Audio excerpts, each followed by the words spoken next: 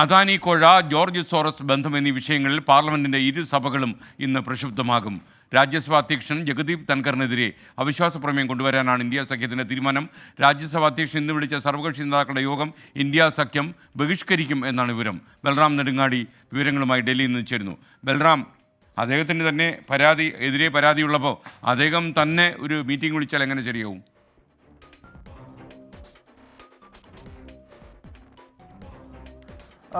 SKN, തീർച്ചയായും ഇത് തന്നെയാണ് പ്രതിപക്ഷവും ഉന്നയിക്കുന്ന ചോദ്യം എന്നുള്ളത്. ഈ പാർലമെന്റിന്റെ ശീതകാല സമ്മേളനത്തിൽ ഭരണ പ്രതിപക്ഷ ഏറ്റുമുട്ടൽ വളരെ സജീവമാണ്. ഏറ്റവും ശക്തമായ ഒരു വിഷയമായി അദാനി കോഴ ഉന്നയിച്ചുകൊണ്ട് ഏകപക്ഷീയമായി ഭരണപക്ഷത്തിനെ പ്രതിപക്ഷം ആക്രമിക്കുന്നതായിരുന്നു കഴിഞ്ഞ ദിവസങ്ങളിലെല്ലാം കണ്ടത്. എങ്കിൽ കഴിഞ്ഞ 2 ദിവസമായി ഭരണപക്ഷം ഈ വിദേശ വ്യവസായി ജോർജ് സോറസും രാഹുൽ ഗാന്ധിയും സോണിയാഗാന്ധിയും തമ്മിലുള്ള ബന്ധം ആരോപിച്ചുകൊണ്ട് രംഗത്തുണ്ട്. ഇന്നലെ രാജ്യസഭയിൽ അതിൽ ഏറ്റവും സംഘർഷഭരിതമായ രംഗങ്ങൾക്കാണ് സാക്ഷ്യം വഹിച്ചത്. ഈ ഘട്ടത്തിൽ ഉൾപ്പെടെ രാജ്യസഭാ അധ്യക്ഷൻ ജഗദീപ് ധൻഖർ ഏകപക്ഷീയമായി പെരുമാറുന്നു എന്ന ആക്ഷേപമാണ് പ്രതിപക്ഷത്തിന് ഉള്ളത്.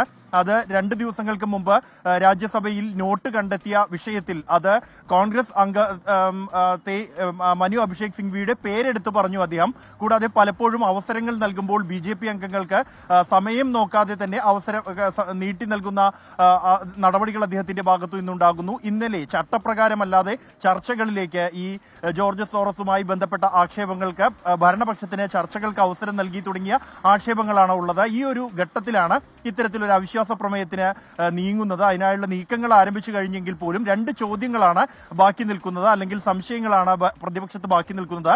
സാധാരണ നിലയിൽ ഇത്തരത്തിൽ ഇതുവരെയും അസാധാരണമായ ഒരു നീക്കമാണ് ഈ രാജ്യസഭാ അധ്യക്ഷനെതിരായ അവിശ്വാസ പ്രമേയം എന്നുള്ളത്. 14 ദിവസത്തെ മുമ്പ് നോട്ടീസ് നൽകിയിരിക്കണമെന്ന ചട്ടമുണ്ട്. ഇനി സഭ 14 ദിവസം ബാക്കിയില്ല ഈ സമ്മേളനം പൂർത്തിയാക്കാൻ. 20-ന് സമ്മേളനം അവസാനിക്കും. അതുകൊണ്ട് തന്നെ സമയപരിധി ഇക്കാര്യത്തിൽ ഉണ്ടാകില്ല. കൂടാതെ ഇത് പാസ്സാക്കാൻ ആവശ്യമായ ഭൂരിപക്ഷവും ഇല്ല എന്നുള്ള പ്രതിസന്ധിയുണ്ട്. എങ്കിൽ പോലും ഒരു രാഷ്ട്രീയ നീക്കത്തിന്റെ ഭാഗമായി ഇതുമായി മുന്നോട്ട് നീങ്ങാം എന്ന് തന്നെയാണ് പ്രതിപക്ഷത്തിന്റെ തീരുമാനം. SKN.